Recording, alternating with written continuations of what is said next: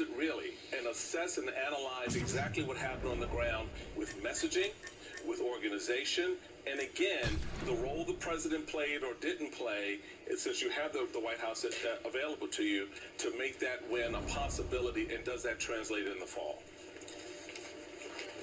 Well, now more of Mark Leibovich's remarkable interview with House Speaker Paul Ryan in the New York Times. Ryan talks about his relationship with the president, saying Trump used to call Ryan Boy Scout. Quote, "I thought it was a compliment," said Ryan, but after the Republican-controlled Congress passed a few bills, Trump announced to Ryan that he would stop using the nickname. Quote, "So I guess he meant it as an insult all along," the speaker said. "I didn't realize it," Ryan shrugged. Quote, "He put out a tweet last night that was really good," Ryan told me after he and the president hung up. "It was apparently an innocuous tweet about trade." Leibovich writes that the speaker's words carried the vaguely patronizing tone of a parent affirming a potty training milestone. On the issue of pardons, Ryan said, "I don't spend a lot of time thinking about that stuff." "Shouldn't you?" Leibovich said. "It's speculative to a degree," I allowed, "but if you're not going to touch that, who is?" "I don't think he's going to do things like that," Ryan said of Trump. "He already has," Leibovich said, referring to Trump's pardoning. There are people who want this movie to succeed. These people are part of an organization that you don't win. The studio, different kind of organization.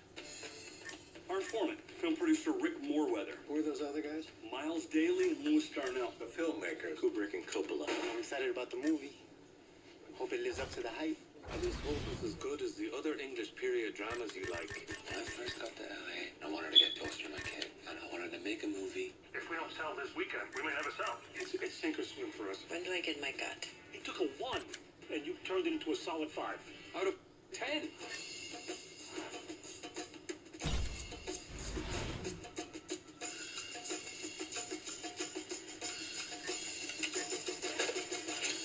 In my faith, abortion's a sin. You don't seem to mind putting a bullet in someone. Like that's the same thing. I don't shoot babies.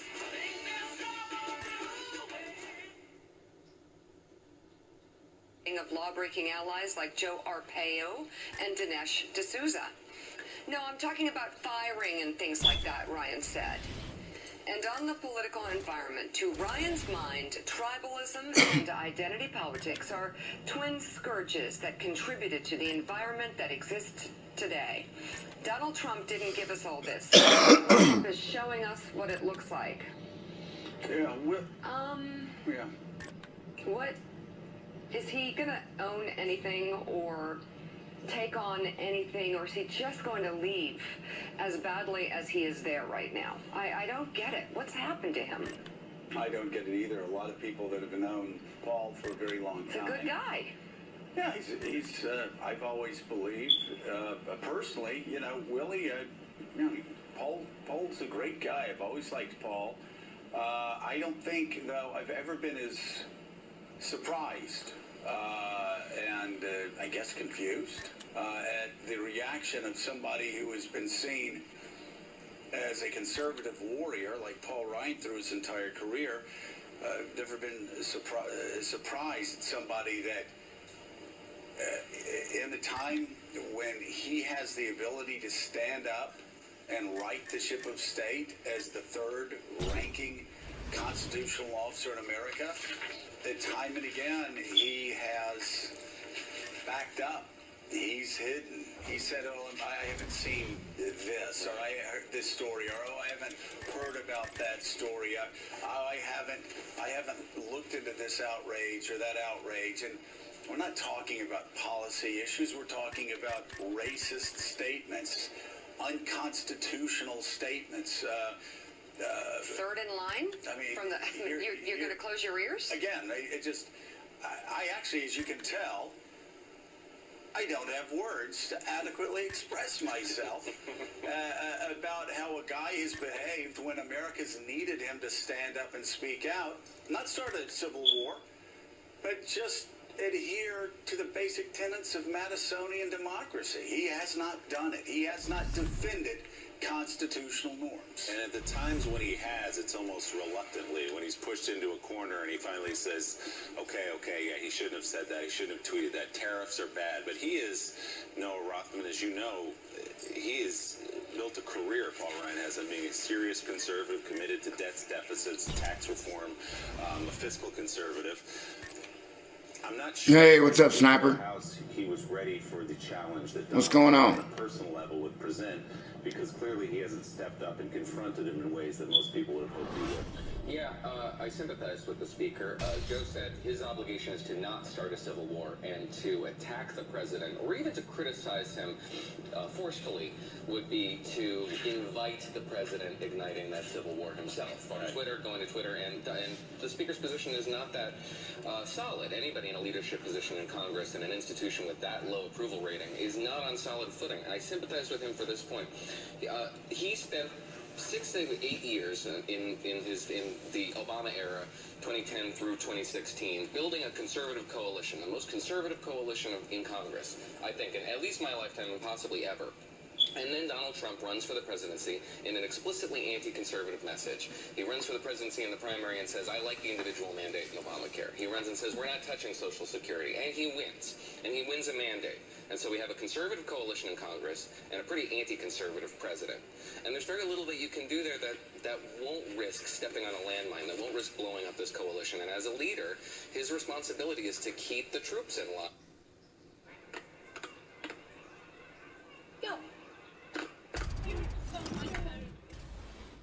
Not to necessarily be an ideological firebrand. But all that is well and good, but now he's retiring. And so do you expect that either post-retirement or even before retirement, at some point, do you think he'll stand up and be a profile current? So yeah, I don't know about that, but Donald Trump's utility as a vehicle to animate Republican voters is going to be tested in November. And if he shows that his utility is limited, the calculation might change. Well, Michael, still though, Paul Ryan is more than just a Republican. He's more than just a guy that's trying to herd cats. As John Roberts saw himself, he's the Speaker of the House. He's the protector of the institution. He's the protector of the legislative branch, of Article 1,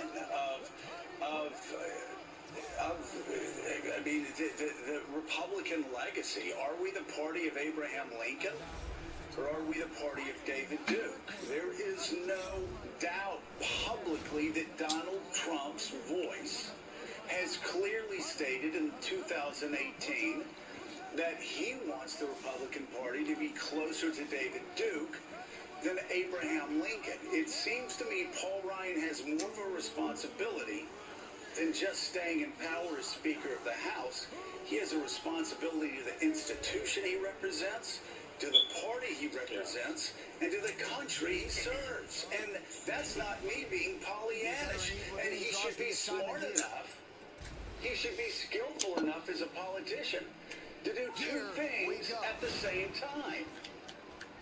Yeah, I agree with that, and I think that going back to the point that was just made about the coalition that he spent so much time building, what I find fascinating about that process, and the end part of that process, is that he never used the coalition to fight for the very things you just described. You are number 3 in line to the presidency, so it's not like you're sitting in a corner.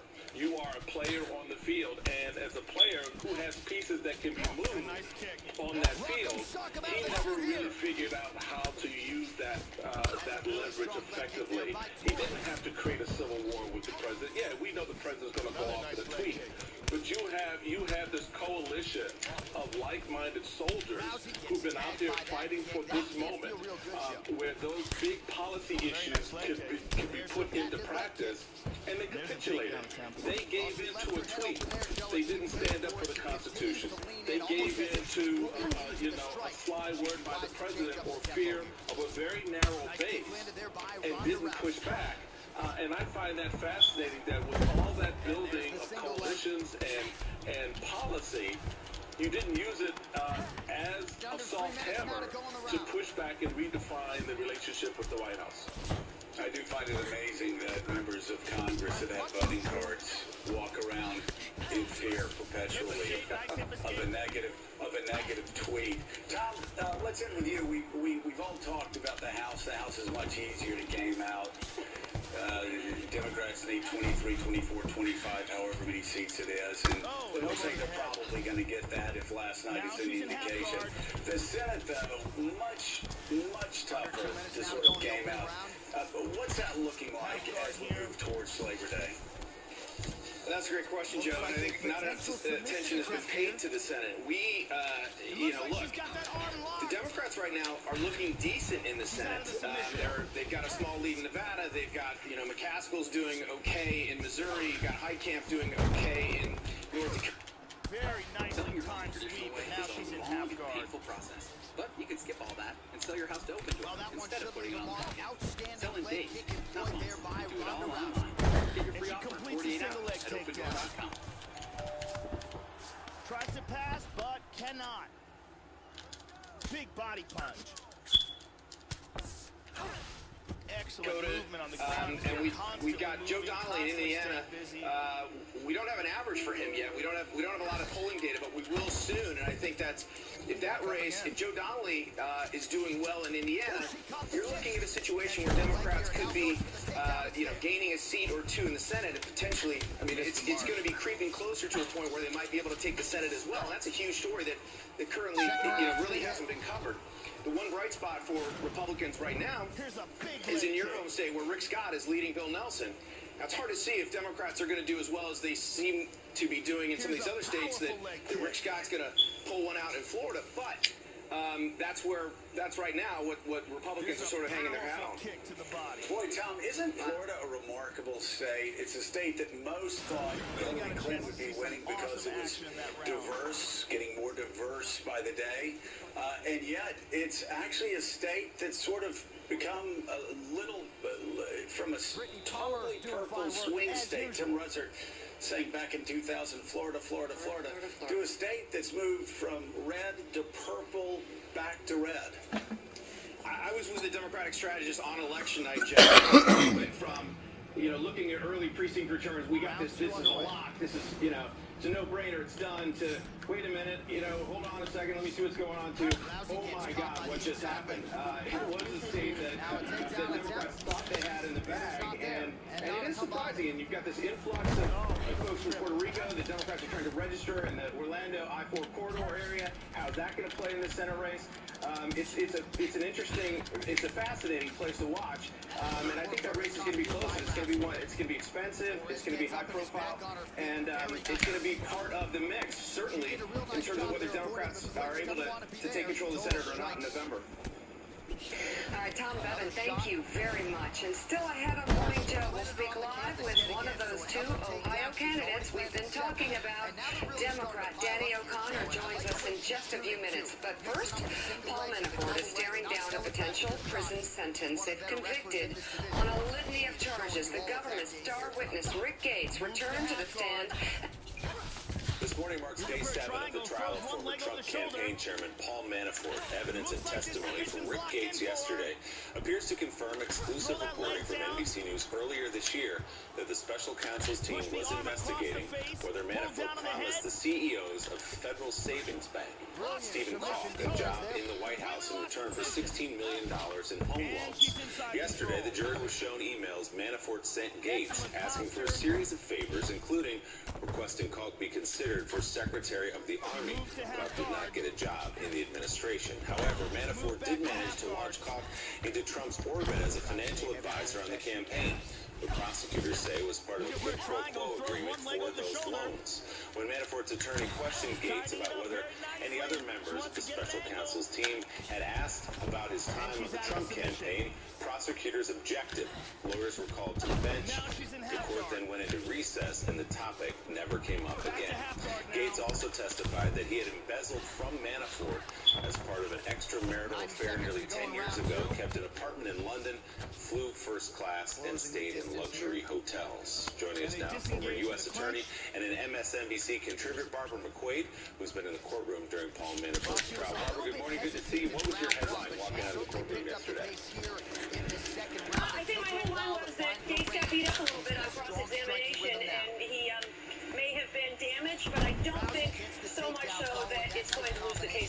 prosecution. And what about this relationship with Paul? Who exactly is he, and how does he figure into this big picture for Paul Manafort? Yeah, he's an interesting name. He is this person who is a lender from a Chicago bank who lent Paul Manafort during a time when he had lost his job, lost his money, was really broke, lent him something like $16 million. And his name then shows up on the Council of Economic Advisors for President Trump. Paul Manafort, as you said, wants him to be considered for Secretary of the Army. He shows up at the inauguration, and so he's an interesting figure. We have not heard a lot of evidence about this particular loan yet. I imagine that Gates was put into the middle of the trial by prosecutors so that if he were to stumble, they started strong, they'll finish strong with a lot of evidence on paper that is much harder to cross-examine. So obviously this, as we've said many times, this trial is not about Paul Manafort's role as President Trump's campaign chairman during the campaign, but it is obviously why so many people are interested in it, to see if there is any crossover. Everyone's on social media these days, but as a business, social can feel like a party you're not invited to. With Hootsuite, you can join the party with one easy-to-use platform that grows with you and your popularity. Join the party with a free 30-day trial. Right hand forward now, switching to southpaw. Rousey gets hit by that leg kick, so maybe that one gets her attention. In there.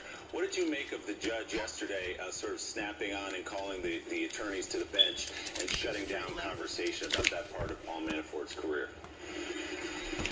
Well, I thought it was interesting because the prosecution did raise for the first time yesterday the name Trump was uttered out loud in court. You know, it's sort of been like Voldemort, never to be spoken aloud. But yesterday it did come up, and I think it was in a very narrow context of this particular bank fraud, and that was all we heard about it. On cross-examination, the defense really wanted to delve deeply into this. I think they asked a very open-ended question about, did there come a time when you met with the special prosecutor's office and were asked questions about President Trump? And so that was when the prosecution jumped up and said objection, lengthy sidebar, and then we never heard more about it. They moved on to another topic, and I think that's because there is a whole world there that the prosecution does not want exposed to the world, including an ongoing investigation about what's going on with connections. To the detriment, though, of the prosecution, I think the jury is left with a misleading impression because they now know that Rick Gates has been promised a lot of things, you know, leniency, including the possibility that his lawyer can ask for a sentence of probation and the government will not oppose that. Now, that doesn't mean he'll get probation, the judge gets to decide, but it sounds like a real sweetheart deal when you think about all of the many years in prison he was looking at. My guess is the reason he got so much benefit is not just for his testimony in this case, which is really a tiny sliver of his cooperation, but for all of the other cooperation he has given about all the other things, about what he learned on the campaign in exchange for Trump. This jury will never know about that, and so I worry that it looks like he's getting a real sweetheart deal when Manafort is exposed to, you know, likely many years in prison. Robert, Steve Radner, just to broaden out the question about the judge a bit, because I think back in the spring during some pre-trial stuff, he said some things that the Trump administration liked. It seems like since this trial began, there have been a number of occasions where he's snapped at the prosecutors, told them not to talk about things, cut them off, whatever. What should we make of that, if anything, about the judge's attitude toward this trial and this case, and B, will it matter when it ultimately goes to the jury? Well, I am told that this is kind of the way this judge operates. He is very much a part of the trial. You know, it's not like you hear a good umpire is the one who's never noticed. He is very noticed. He injects himself into the case very much. I am told that is the way he rolls in many cases, but I do worry about the impact he could have. He has been very hard on the prosecution in the interest of trying to move things along. He's constantly after them to stop asking questions. With a witness like Gates, it's really important that they get an opportunity to corroborate his testimony by showing documents that confirm what he is saying. That he's allowed a little leeway there. But to me, the most damaging thing he did was yesterday when Gates was testifying that Manafort was very involved in knowing all of the financial matters. The judge said, well, obviously he wasn't watching that closely because you were able to steal from him.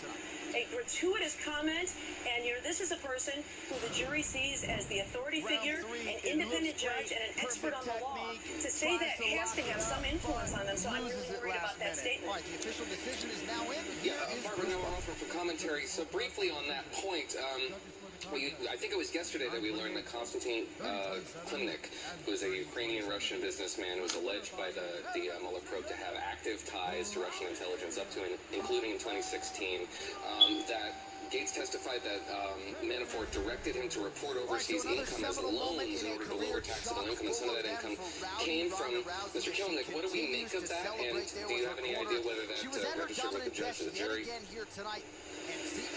I don't think it is registered within the judge and jury that that's a connection to Russia or Russian intelligence. I think that they've been focused very much on the significance of padding the income or lowering the income, as the case may be here, to try to reduce Paul Manafort's tax bill. But in the bigger picture, as observers of this, there are some bigger themes coming out. I mean, keep in mind, that is money coming from Russian intelligence. What was the purpose of that? Other themes, these are some incredibly reckless fraudsters in Paul Manafort and Rick Gates, and yet Donald Trump put these people on his campaign in very high-level positions. Did he know about their backgrounds, or did he not? Did he know and not care, or did he never bother to vet them at all? Everybody else knew it would be a surprise if Donald Trump didn't. Barbara McQuaid, the former U.S. Attorney for the Eastern District of Michigan, translating what she sees in the courtroom for us. Thanks so much, Barbara. Good to talk to you. Great. Thanks, Willie. Still ahead, the results for Ohio's special election. Can you believe how close this is?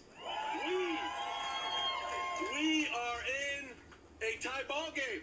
We went door to door. We went house to house. We made our case for change.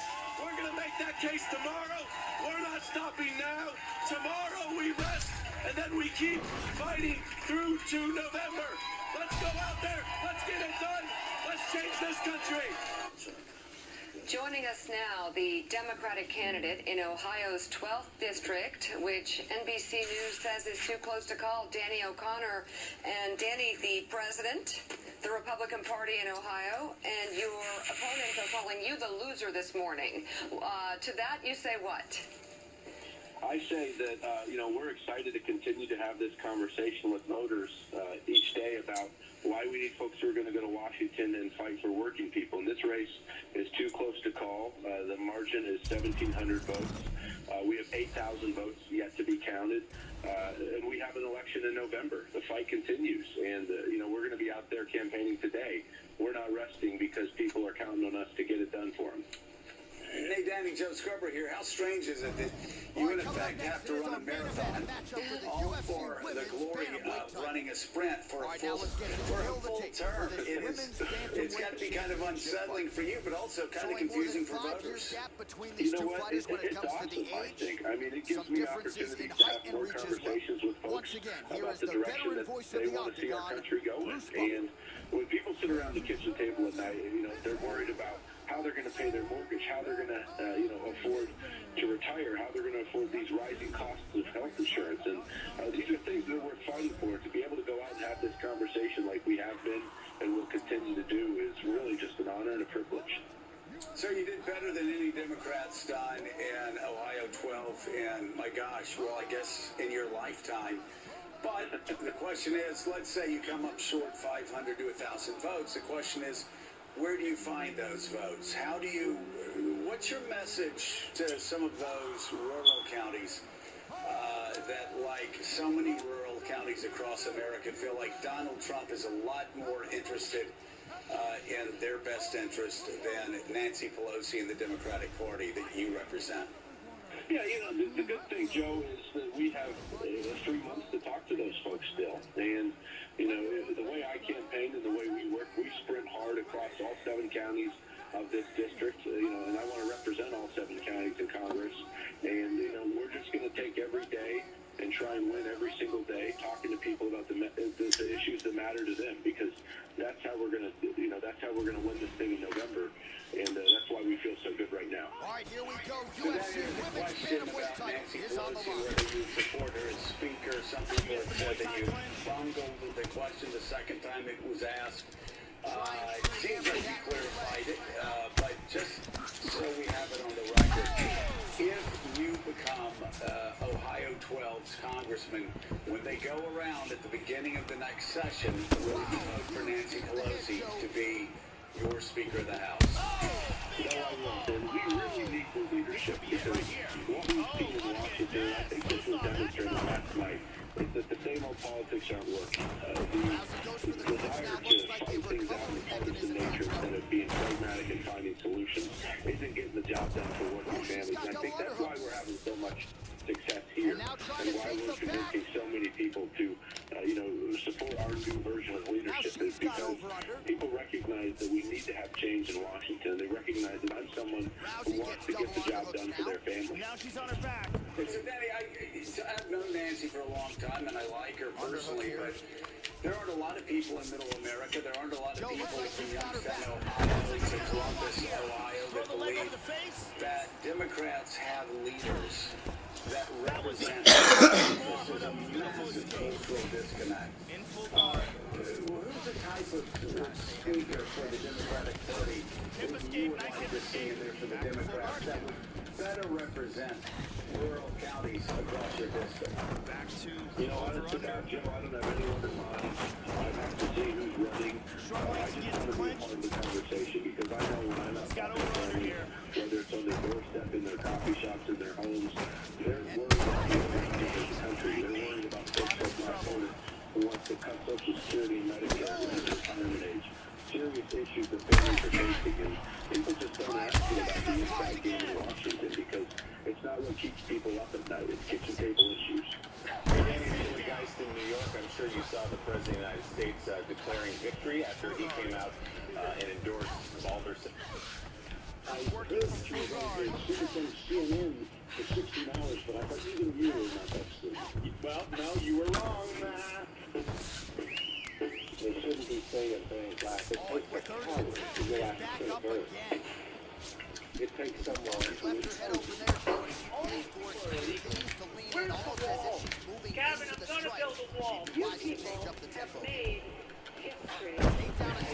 they nominated a Richard. I'm Japanese. Hold on your seat.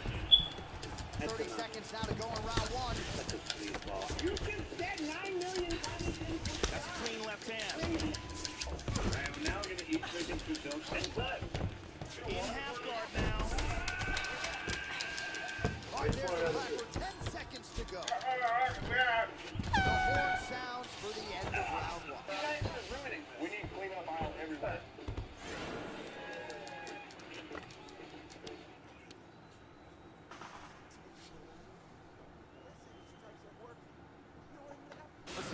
He says last night it was because that he pushed him over the top here if this result does in fact hold. Republicans, as you know, sent in the big guns. President Trump showed up there, the Vice President of the United States, among many others. Are you disappointed that more national Democrats didn't come in and support you, that maybe would have given you that advantage to win here? No, not at all. We've had grassroots support from the beginning, and what's more important to me is folks in Licking County and Delaware County and Muskingum County, Marion County, everywhere in between who are fighting for me and who have my back because they know that I'll fight for them in Washington. And I think that all these people coming in, they fly in for a couple hours, they give a speech at some fancy dinner, and then they leave our community. They're not walking on our streets. They're not dealing with the public health crisis that we have with addiction. Their kids don't go to our schools. And I think having a true grassroots campaign is what's important. And that's what we're focused on, is making sure that we have conversations. And that's what we're going to do for the next 90 days. And we're going to be sprinting. Do you think, Danny, the president pushed Alderson over the top here? No, I don't think he knows what he's talking about in that regard. Because when I'm talking to folks, I ask them what they're worried about. When they say, we're worried about health care, we're worried about Social Security, we're worried about having economic opportunity. Folks aren't worried about people showing up for a couple hours and then leaving. I think that, we're in a race that's too close to call. The gap is 1,700 votes with 8,000 to be counted. And we're sprinting today. We'll be out talking to voters throughout the day. We'll be doing that tomorrow. And we'll be continuing through November. And we might take a break on some Saturdays to watch football. But we'll be talking to people. All right, Danny O'Connor, candidate for Congress in Ohio's 12th district, a race that is too close to call this morning. Thanks for being on.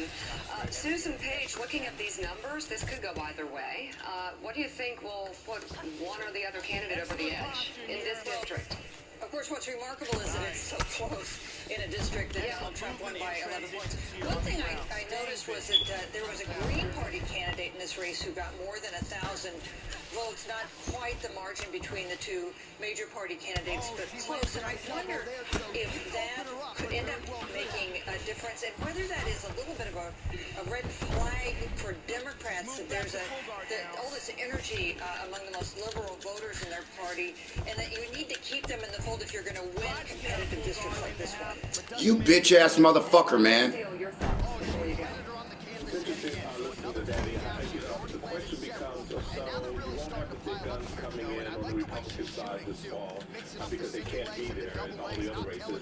And the Democrats they'll be interested, but they're not going to be that interested because they're going to be trying to get other seats. How he puts together his ground game to go to Joey's point about capturing those suburban voters, those Republicans and Democrats who may still be on the fence about his campaign will be very interesting to watch. All right, Michael Steele and Susan Page, thank you both for being on Morning Joe this morning. Coming up, conservative columnist John Podhoretz has a theory when it comes to the president's media bashing.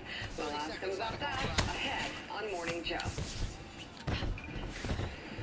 Steve Ratner, the critical region for Donald Trump if they get reelected in 2020 is the same region that we were talking about all this morning and yesterday. That is, of course, the Midwest, the upper Midwest, where Trump's populism, the USA Today is saying, is crumbling.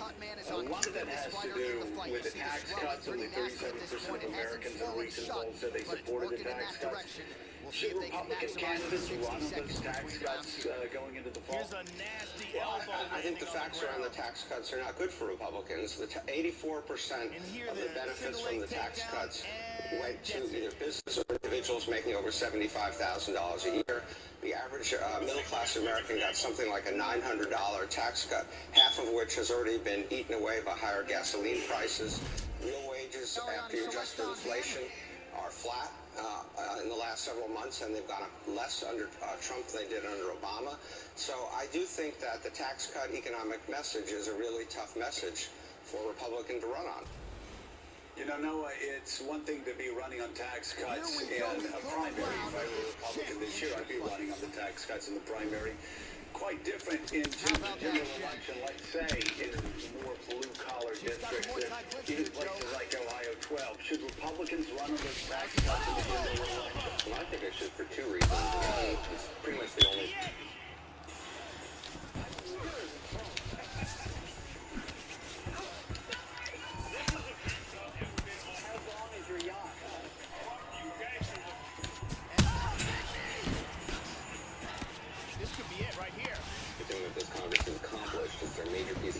If you're going to run an accomplishment, you got the one, you might as well run. And second, you don't get to a place where you're 37% without losing a lot of partisan Republicans. And even just a raw partisanship would kick in if Republicans were to make the case for tax cuts. They're not, they're afraid of it, they're running away from it. And I do think that's a mistake. You could make the case that the amount of economic activity we saw in the last quarter is partially due to the fact that we've injected all this money into the economy as a result of free. Why are Republicans afraid of the tax cuts, Noah?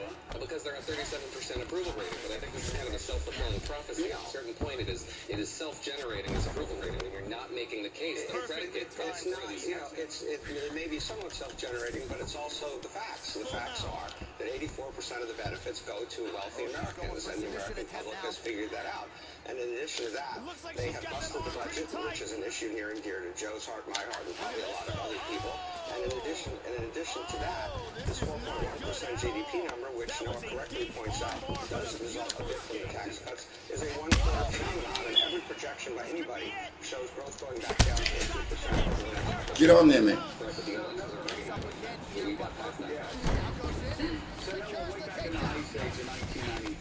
I saw John Kasich and Tim Penny talking about deficit reduction on the floor of the House. It was during my spring break, and was watching that on C-SPAN, which tells you what a lead I had been for a very long time. But Kasich inspired me to run for Congress, and inspired me to run for Congress because I believed in balanced budgets. I believed that we needed to be fiscally responsible, that we needed to save this country, the American dream for the next generation. Is that just a thing of the past, or that nobody talks about? That does nobody in my former party, does no conservative care about these issues anymore? Because we're melting down at a $21 trillion national debt. You know, Peter Sutterman in the New York Times made a good point. Republicans don't talk about the debt anymore, so why would Democrats even pretend to care? You know, in 2010 we had the Simpson-Bowles Commission because Democrats were making a lot of... That shit is weak as fuck, man. They're just not anymore, and we got sequester out of that.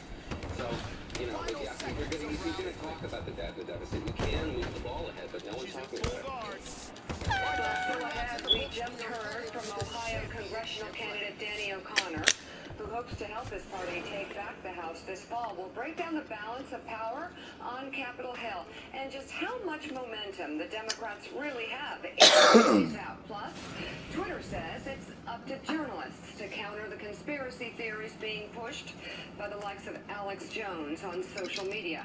Reporters say they have with facts, and it only encourages the InfoWars crowd even further. Will Twitter ever have to take responsibility, any responsibility for part of this? Morning, Joe. Right back. Come away with me, Barnabas. But I am a simple farmer. With us.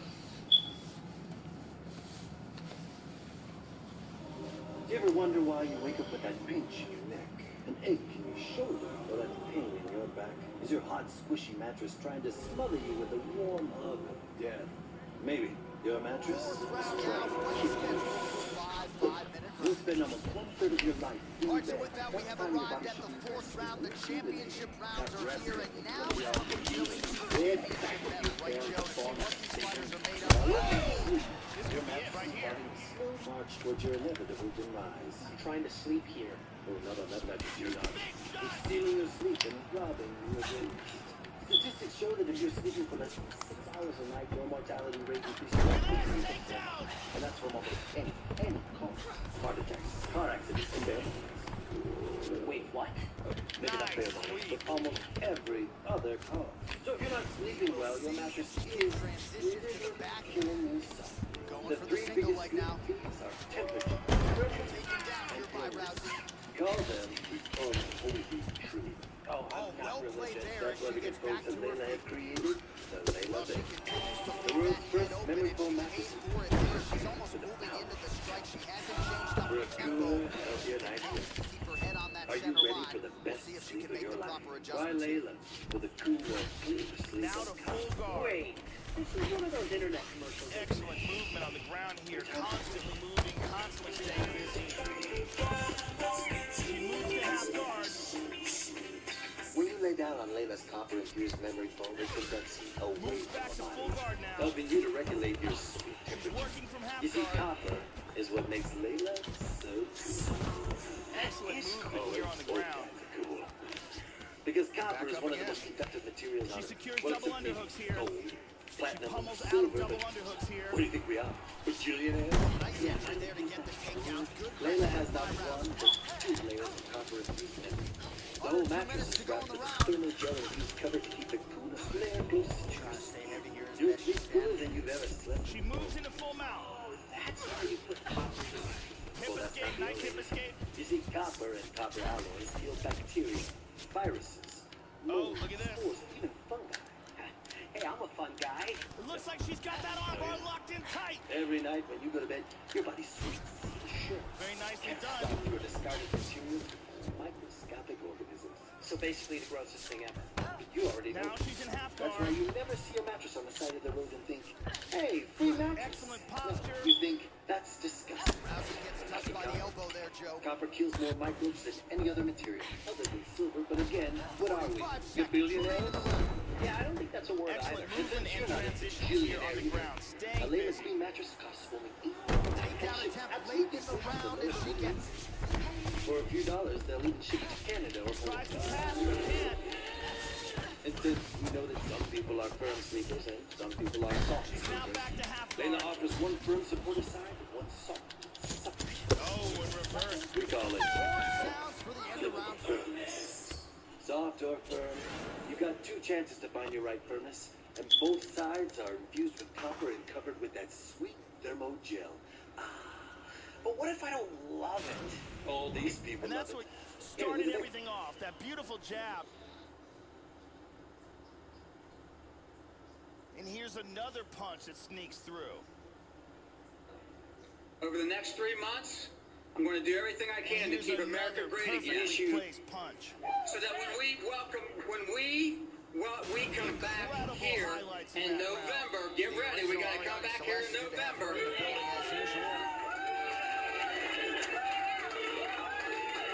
I have earned your vote for a second time. Can you believe how close this is? We are in a tie ball game. We went door to door. We went house to house. We made our case for James. We're going to make that case tomorrow. We're not stopping now. Tomorrow we rest, and then we keep fighting through to November. Let's go out there. Let's get it done. Let's change this country. That cut is getting worse for her, Joe. The closely watched special election in Ohio is this morning too close to call. That's according to NBC News. You heard at the top Republican Troy Balderson and Democrat Danny O'Connor speaking last night, with Balderson currently leading O'Connor by less than 1% of all votes cast. That's 1,754 votes ahead in a district that has been in GOP hands for 3 decades. The official outcome may not be known until over 3,400 provisional ballots are tallied in the coming weeks, and the race could be headed to a recount if the candidates end up within 0.5% of each other after the final results are certified this morning.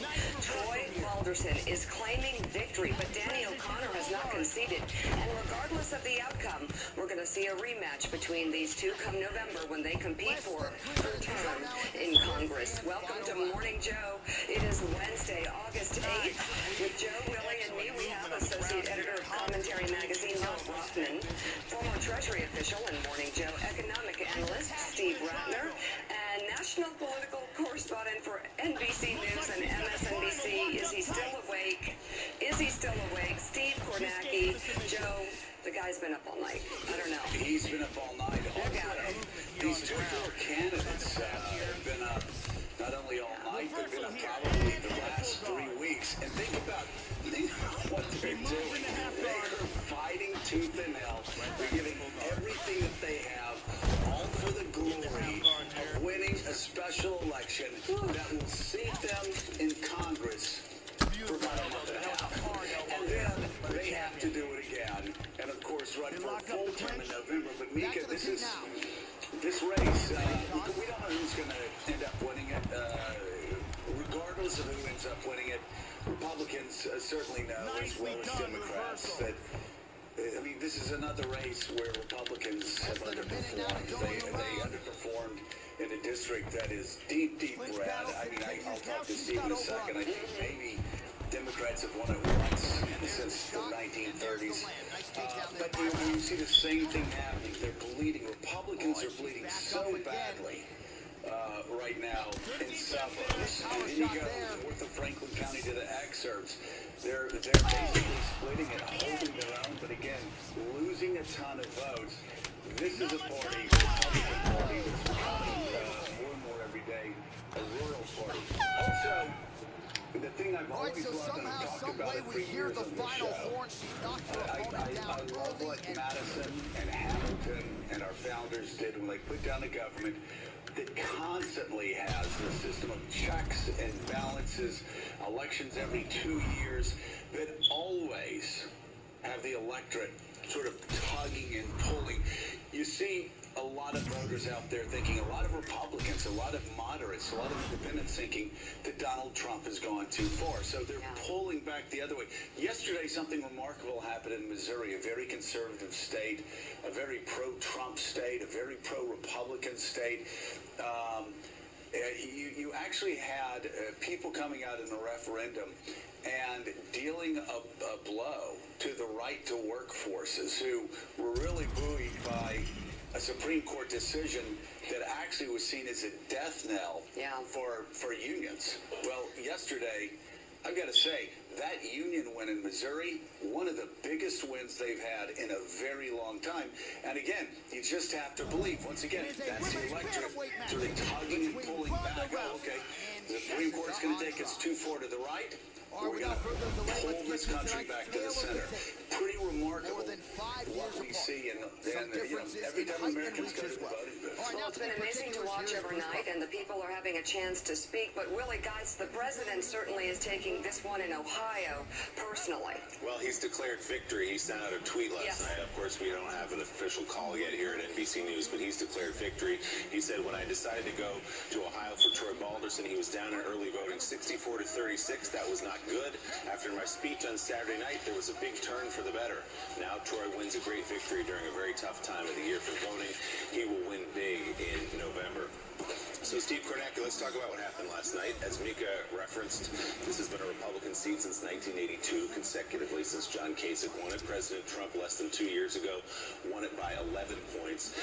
First of all, the numbers here, is there a chance, with Balderson up by about 1,700 votes right now, with provisional ballots, with mail-in ballots, that result changes, that Bill Connor somehow comes out on top? The suspense here is extra weird on this one because you expect the provisional ballots there to break toward the Democrat. You don't expect them to actually erase 1,754 vote Republican lead. However, if the margin there were to cut that 1,754 in half, which is not implausible, then that overall victory margin for Balderson would be under 0.5 points. And by state law, if you're under 0.5, and that's more generous than you're going to see in some other places, but if you're under 0.5, there is automatically a recount. So we're in a situation right now where I think it's plausible that O'Connor, with the provisional vote, can get it close enough that the state law is triggered, causing a recount. And even then, if you're a Democrat, I wouldn't get your hopes up necessarily because these recounts don't tend to change huge numbers of votes, and O'Connor would be in a position where he probably needs to change 700-800 votes. And nothing's impossible in politics, so you'd much rather be in Balderson's position, much rather be in Balderson's position than O'Connor.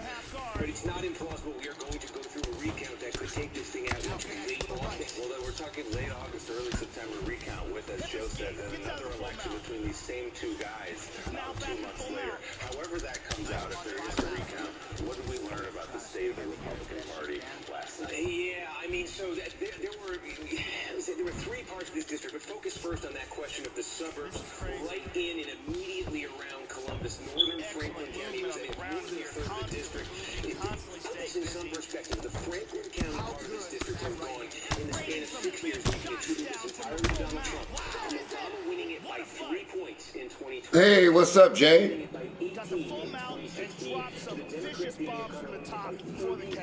Yeah, today's my club night, Jay, so I get to go over there, and they got a birthday party going on later on tonight.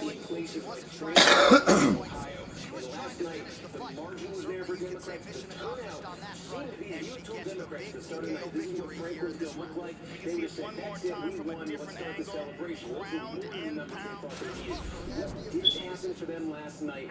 The turnout was not great in the rural parts of the district, but Balderson attracted Trump support among the people who did vote in the rural part of the district. There was some talk that might recede back towards the Democrats. Didn't happen. Balderson was up around 70% in some of these rural counties, so that didn't happen. And then the bottom line, it all came down to Delaware County, which is wealthy, which is suburban. It's a little different, I think, in character than Franklin County when we say suburbs. Franklin County is a little bit more, it's closer to, it's a little bit more, in some cases, blended with the city. When you take a step, that next level of suburb out, that's kind of Delaware. And what happened there was, by historical standards, Trump didn't do well for, Balderson didn't do well for Republican, but he matched the Trump number. He didn't fall back further from the Trump number. So it was just, it looks like just enough there to hang on. And what was the Trump by 11 district 2 years ago? Yeah, I want to ask really quickly, Steve, about Delaware County. And we're certainly not dissing Donald Trump. And we'd all say it here. I think that Donald Trump, in most Republican primaries, is going to be the deciding factor. What's interesting last night, and a bit ironic, a guy that he can't stand, John Kasich. If you look at Delaware County and look at Kasich's home county and see that actually in Franklin County, Trump's candidate's getting wiped out. But in Delaware County, a last-minute endorsement by John Kasich had to have a significant impact for the Republican candidate and help him hang on there, right? Yeah, I mean, it's so funny. You think of some of the events in the final days of this campaign that got so much attention. You can overinterpret everything, but you can see them having very different effects on very different groups of voters in the district. Kasich coming out and endorsing the Republican, sort of giving that, more moderate Republican stamp of approval. Absolutely. You look at Delaware County, Kasich coming out for that matter and saying publicly, hey, I don't know if Balderson even wanted Trump coming. I don't know how this guy ended. Hey, what's up, Carlos? You can see that tailor-made for Delaware County. The fact, though, that Donald Trump was out there, the fact that the day before the election you had Balderson dissing Franklin. My God, you look at the turnout in Franklin, maybe it backfired, right there. Yeah, I'll tell you what, he didn't last night. He came out, Balderson came out, thanked a lot of people. He didn't thank John Kasich, which was not a class move. And maybe he's trying to please Donald Trump by not thanking John Kasich. We're going to elect a new... Here we go.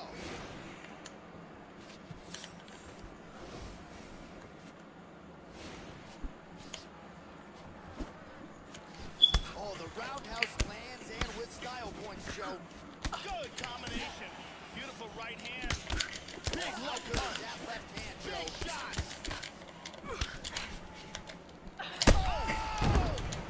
And just like that, the fight is over. Beautiful KO. Well, that was quick, Jason. Early in the first. Yeah, Joe, how about the knockout there? Beautiful technique to land the fight-ending shot. And again, we're a broken record when it comes to this, but sometimes when you catch a fighter cold, maybe before she's had a chance to get herself into the fight, that strike can have a bigger effect. It certainly did here tonight. Let's take a look at that again. Great angle here. Oh, man. KO. All right, the official decision is in. Here's...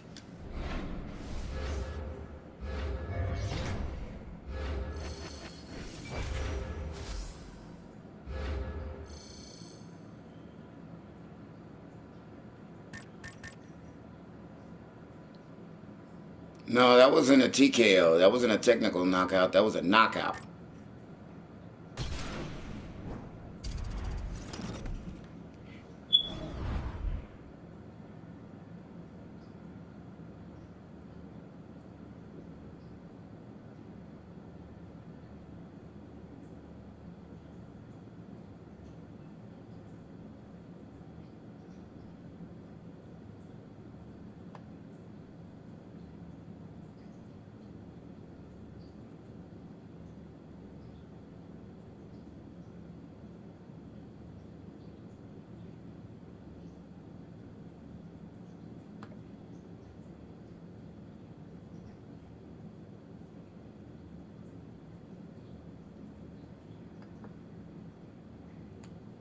I would like to be remembered as a man who brought an innovation to popular speech. I would like to be remembered as a man who had a wonderful time living his life and who had good friends, fine family. My time, don't you like my time, man? Life of a dog, change just born. My time, don't you like my time, man? I'm coming in the club with that fresh shit.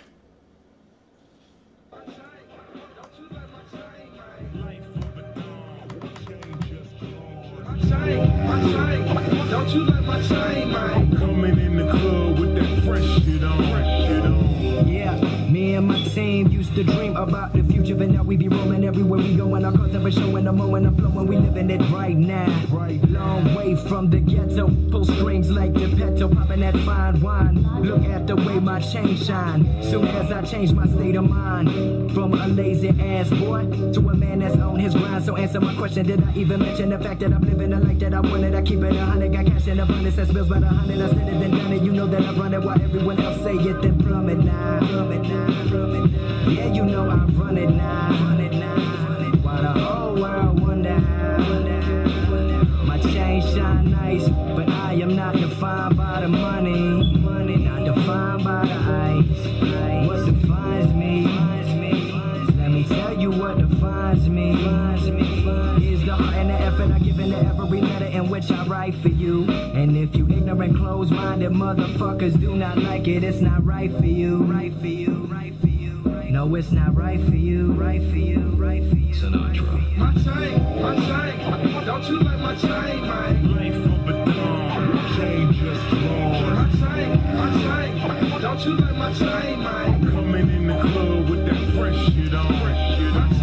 My chain, don't you like my chain, man? Life of a dog, chain just wrong. My chain, don't you like my chain, man? Coming in the club with that fresh shit on. I'm swimming in women like young Sinatra 1 and 2. With a rat pack on my back, there's really no telling what we finna do. If it's shorty in my eye, then yes, baby girl, I'll be coming for you. Nice cars, nice clothes, hotel suites after the show. So simplistic, never materialistic, but we do like compliments. Why? Cause these diamonds are accomplishments. Food stamps, welfare, Medicare, and Section 8 to Louis V. Smoking tree and steak up on my dinner plate. And you wonder why us rappers flaws. Cause for once, we can finally afford the cause. I once was the work and now I'm the boss. See, my chain is an accomplishment. I call these diamonds milestones. It's hard to call for help with no dial tone, but now I'm buying whips with no motherfucking miles on. But I don't blow my money, I give it back to people. Why these rappers spend money on blowing, stop acting equal. But I've been real since the fucking prequel. So the next time that you looking at my chain, what you really see is 23 long years of pain with nothing to lose and everything to gain. Cause the world is divided, but we are the same. And I'm getting that money cause bitches, they know me. And it's just like that, I live in it funny. But I'ma keep rising till y'all realizing that so much is weighing over the horizon. Cause I've seen the day, yeah, yes, also the night. So that means I've seen darkness as well as the light. And that's the very same lie. That's the very same lie that let my chain shine bright. That that's the very same lie that let my chain shine bright. My chain, don't you like my chain, man? Life of a dog, chain just wrong. My chain, don't you like my chain, man? Coming in the club with that fresh shit on. My chain, don't you like my chain, man? Life of a dog, chain just wrong.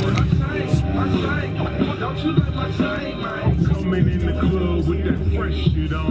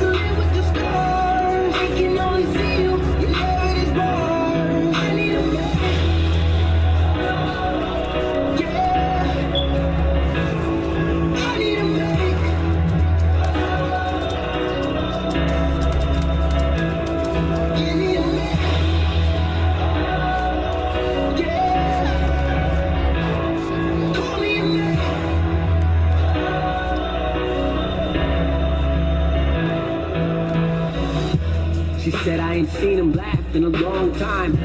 Seems like abandoning him to the wrong side. Remember the night they split and we all cried. I think for certain a large part of my heart died. They brought me up thinking life was rainbows and sunshine. Grew up to find the time blues that they all died. For so long convinced ourselves we were all fine. But the night he came back at 3 a.m. again was the last time. Alcohol consuming his breath. Mom said, don't you think of taking a step in this house? Told you last time, one more time and you're out. So what now? It's our family worth less to you than a knife blacking out. Slam the door. And then she dropped to the floor, tears streaming down her face. Said, I can't do it no more. Said, I tried to be strong, but you keep the family together. But it's healthier this way, and in the end will be better. Switch your fist, she gives you a hug. Tell you she loves you, but you've been drinking too much. But you don't quit, instead you rather bust. And take it to the point to where she can't get up. And it makes you feel sick, it breaks your heart. She never meant for it to go this far. But you gotta get who has to live with the scars. They can only see you whenever these bars. I need a man. Get the fuck out of here!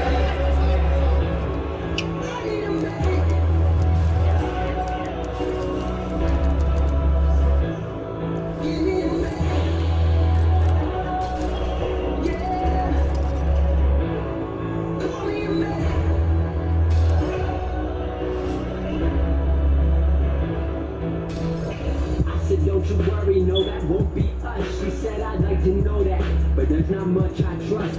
It's confusing cause I used to know their love that was, and it all went downhill in just a matter of months. She said you grow up fast when your fantasies die, and nothing comes of wishing on the stars in the sky. What if it runs in my genes? What if I know it to you? Your heart's been broken before, so let me be the next bruise. I said what if the stars brought us together to bring the fantasies back? Your beautiful soul, why you been thinking like that? You're not like that.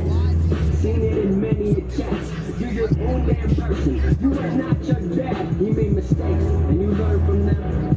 I've made my mistakes. Do what I earned from them. So we both know what love can be. So let's bring back the fantasies. Grab my hand. We're right where we're supposed to be. She gives you a hug. Tell you she loves you, but you've been drinking too much. But you don't quit, instead you rather fuss. And take it to the point to where she can't get up. And it makes you feel sick, it breaks your heart. She never meant for it to go this far. But you gotta get who has to live with the scars. They can only see you whenever they born. I need a man. Yeah. I need a man.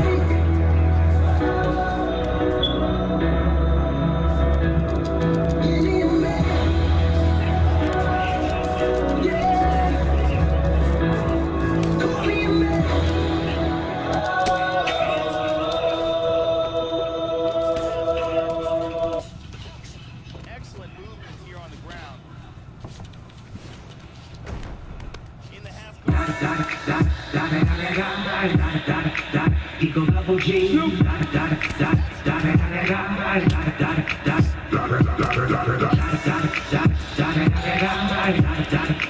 Eagle double G.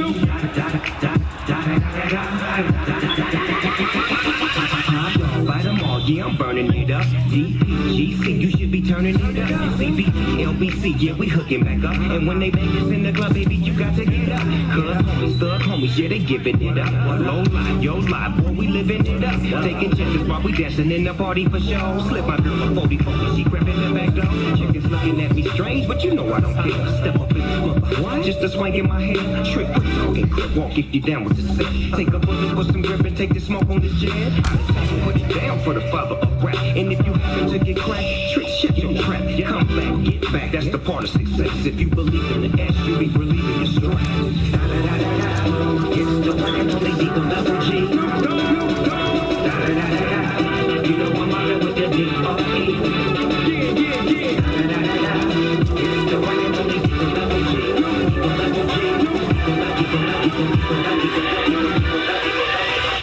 Hold up. Yeah. Swirl.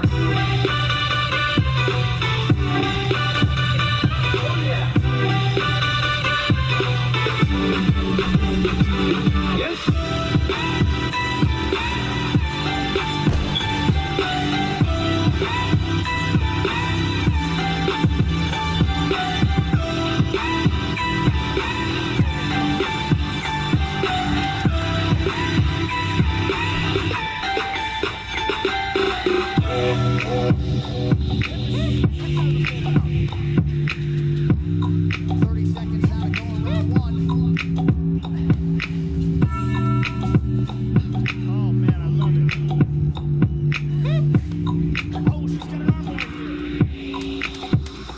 hold up. Hey, for my niggas who be thinking we thought we don't play. We gon' ride until the wheels fall off. Hold up. Hey, for my niggas who be acting too bold. Take up. See, hope you're ready for the next episode. Hey,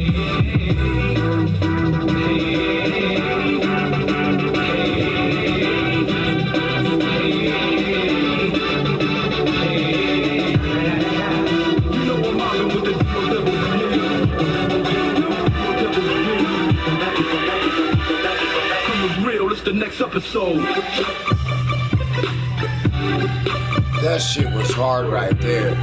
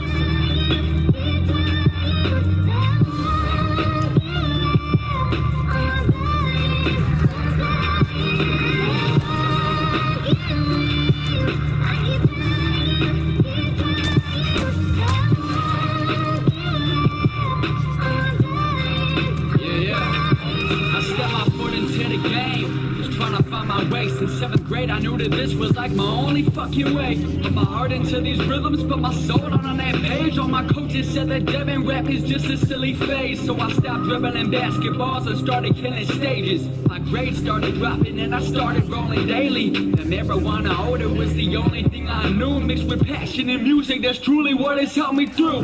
Now I'm back against the wall and I'm asking y'all for help. Without music in my life would be a living hell. Lately, I don't even have the funds to make it happen. I've been selling shit for cheap so I can work up on my passion, and it sucks. But I know that if I just keep it up, I'll have enough support from y'all to stand up and walk tough. Some see it as a song, but for me, I see it life. And I'm never gonna stop till the day that I die.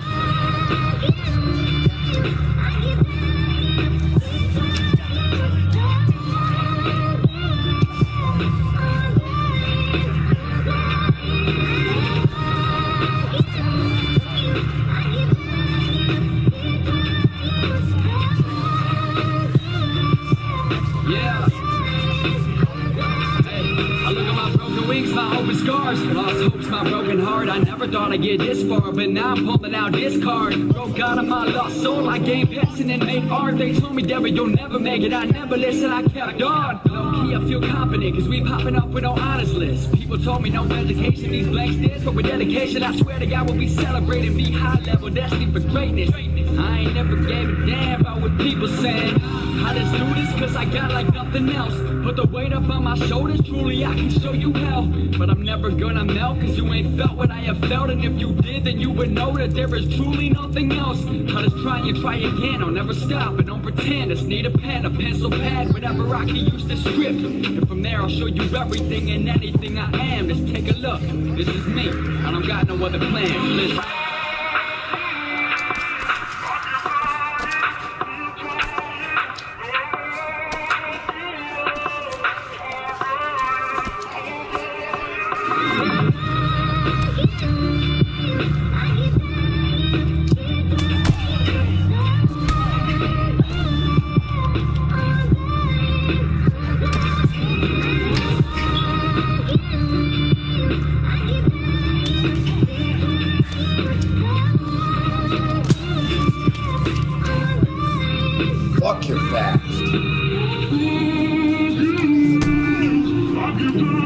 Wow, that was nice.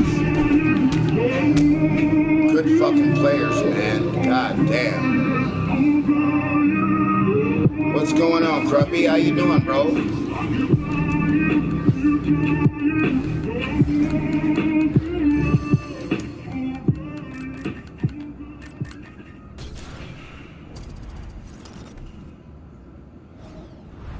I've been getting my ass kicked, Cruppy. Real talk. I mean, I've been getting my ass kicked.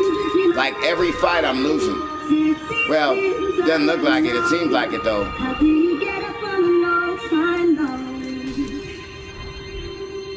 Trying to get these daily objectives. So now I gotta land 55 punches for the lightweight. Don't know where you need to be. I don't know what you see in me, but I think that it's ludicrous. Ludicrous as CTP. Land 10 kicks using a heavyweight fighter. Okay, okay, you got a break, okay. Did you look at the position and thinking that a collision, well, it's imminent. You're a circle in this bitch, you would think they're imminent. And I think about ending it, pretending it really doesn't. I put a vlog up yesterday, Grubby. You should check it out. Motorcycle vlog. I went down the Las Vegas Strip and then I went to the clubhouse. I was able to show you how close we are actually to Girl Collection. Because I told you that we were really close to Girl Collection.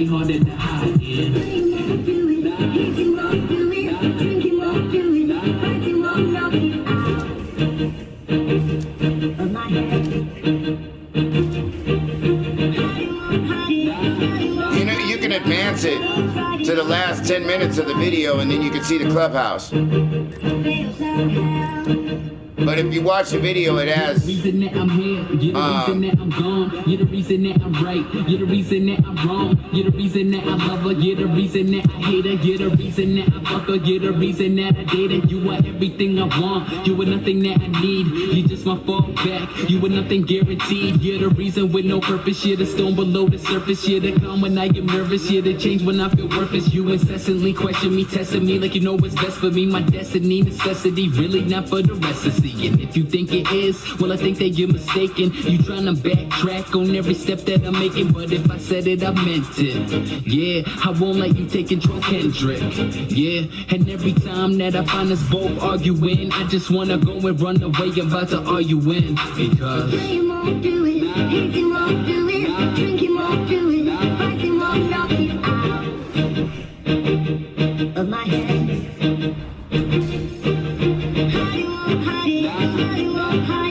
10 kicks,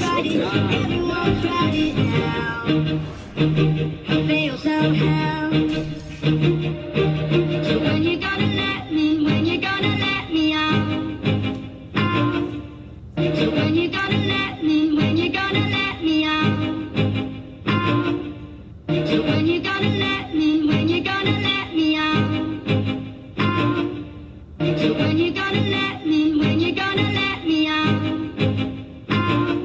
And if you know, you get up on the phone time, gonna be there, seems like be there. The only thing I've ever known.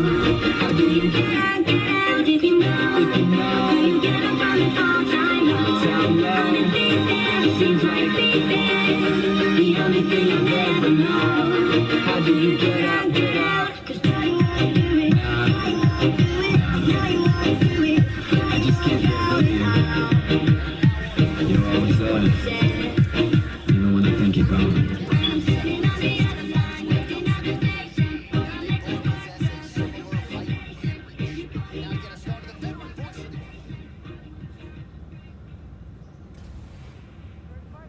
And so the question that you chose to ask, will it be better when we're going?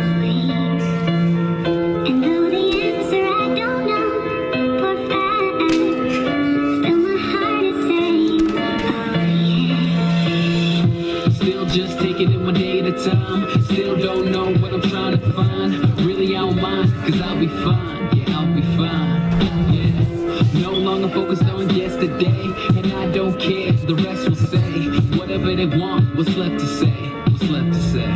'Cause I'm leaving all the pain today, me, man, what I'm trying to say, believing I can find a way, hey, and I'm dreaming, no need to show me how the reason, you can't slow me down, season in the moment only now. Yeah, so we gon' be.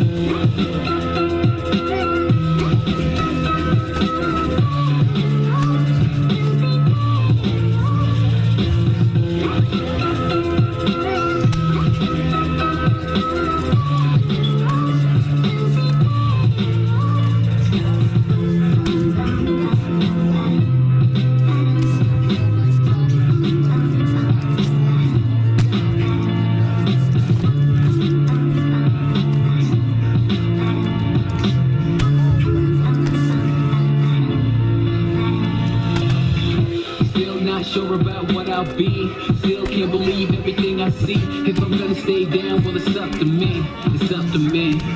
Yeah.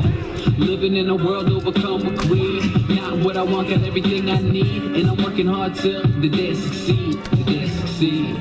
Cause I'm leaving all the pain they gave me. Man, what I'm trying to say, believe in. I can find a way. Hey. And I'm dreaming, no need to show me how the reason. You can't slow me down, season the moment only now. Yeah, so we gon' be.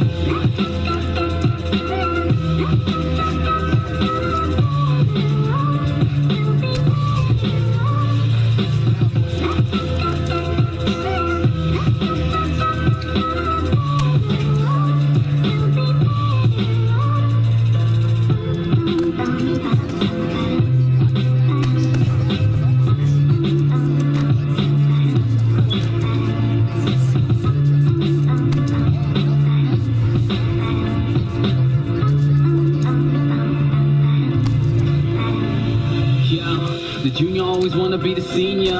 I swear that the grass looks greener. Wanna change your demeanor, looking like John Cena. A girl that is fast with an ass like Trina. Do exactly what you need to do, but you can't have your cake and eat it too. And I swear the very second we complain is when the thing we work for is the thing that we obtain. Yeah.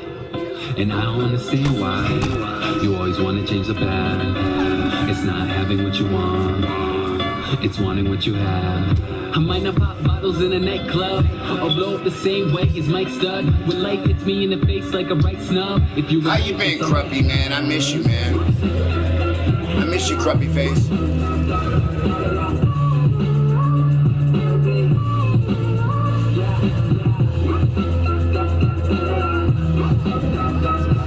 I woke up last night, Crupp, and streamed for a little bit. I don't know if my stream's getting out there or not. You know what I'm saying?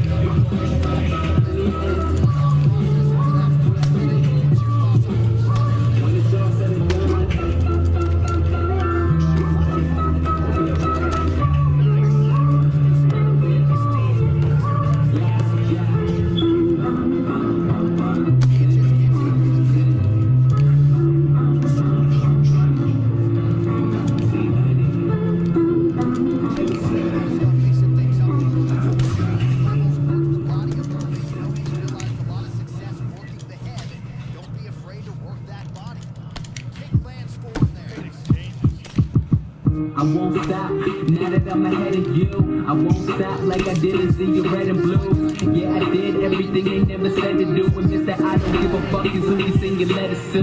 Yeah, cause that's me, that's me. They know that I was driven like I'm in a taxi. I stand behind my bars like my name was Max B. And I never gave a F like I never passed E. And yeah, you know it's feeling like a payday. Yeah, it's going down, I gotta say it Mayday. Yeah, we taking shots, motherfucker, that's an AK. The blunt I might hit it first, yeah, that's where the break, Jay. Yeah, and this life, well, I'm loving it. Henderson the man, yeah, I'm feeling like the government. They ask me why stop, so I'm asking why not. Till I'm making stacks like I hop. Yeah.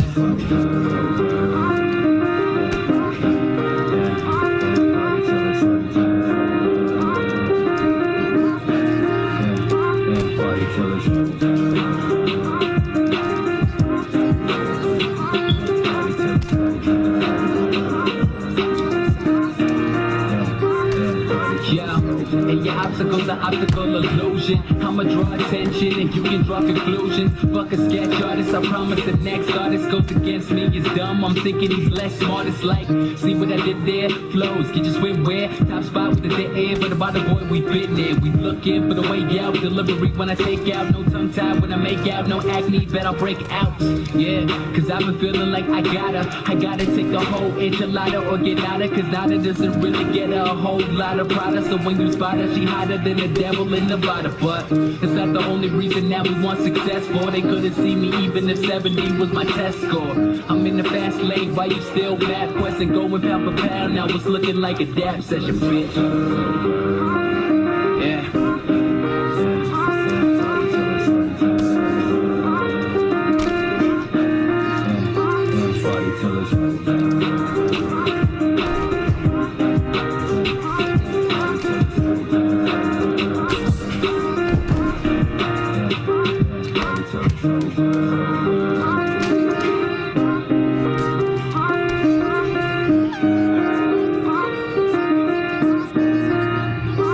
Yeah, it's pretty much ready, Cruppy. Really. If you look at the video, you'll see it.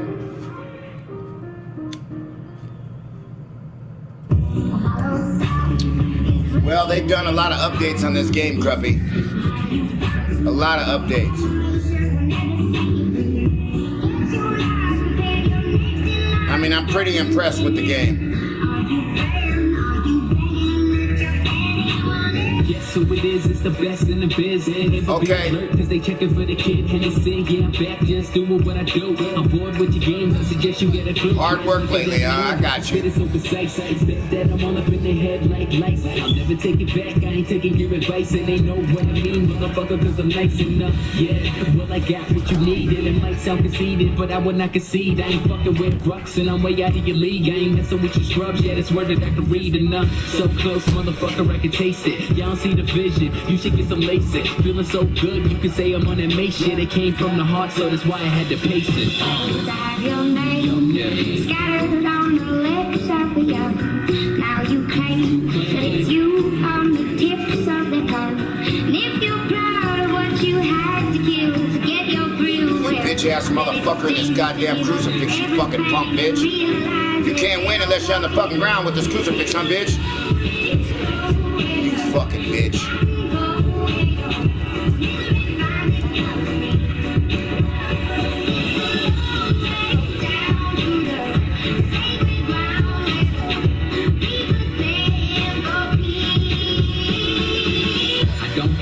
Something like a mascot, and I'm focused. Treat me like an ascot. Coming for your neck, yeah, I'm coming for respect. I ain't fucking with your crew, you got jokers like a deck. What the fuck do you expect? For me to just resign while you decline? Going circles like a refine. I sat back, motherfucker, call that recline. Pay the cost to be the boss, no such thing as free time. Yeah, if you think I take a seat, but instead I'll make a beat. That's the way I make it heat. And I hit the ground running, you would probably break your feet. And I'm coming for the fame, motherfucker, watch me ski. And I remember when they didn't need me. Now they wouldn't dare try to leave me. And you know the kid is spitting ruthless, so like Compton in the 80s right now. Rap game, boy, this shit is so easy. Damn. Your name. There are people who want this movie to succeed. These people are part of an organization that you don't quit. The studio, different kind of organization. Our informant, film producer Rick Moorweather. Who are those other guys? Miles Daly and Louis Darnell. The filmmaker, Kubrick and Coppola. I'm excited about the movie. Hope it lives up to the hype. I just hope it's as good as the other English period dramas you like. When I first got to LA, I wanted to get closer to my kid. I wanted to make a movie. If we don't sell this weekend, we may never sell. It's sink or swim for us. Nice try, fag boy. Nice try, fag boy. Nice try. Nice try. 1 minute. You ain't got shit.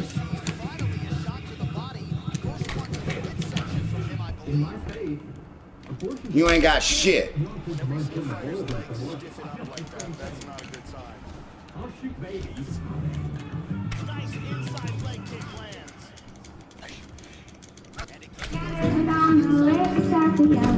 Get up, chump. Get up, you fucking chump. Get up, you fucking chump. Bitch ass motherfucker, get up.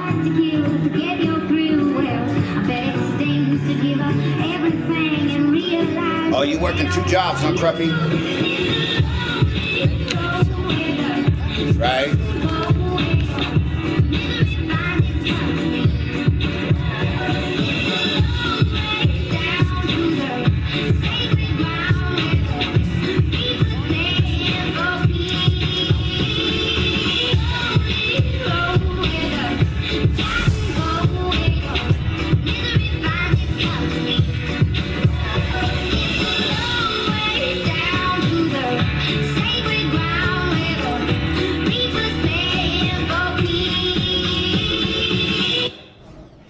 You start to fade, but do it, do it, do it.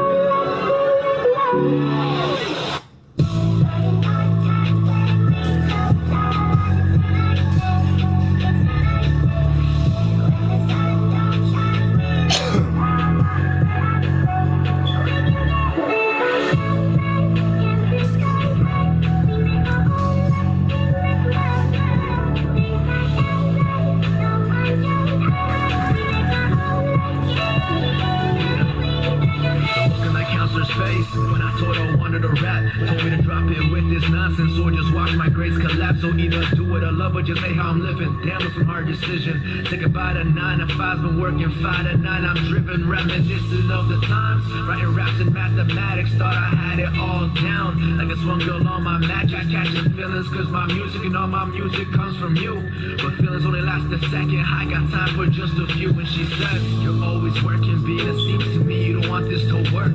How do you expect for me to let this be? I'm not one of them skirts. But that's the thing, it's time to focus on myself. Cause nothing's ever handed, gotta make that shit yourself. Like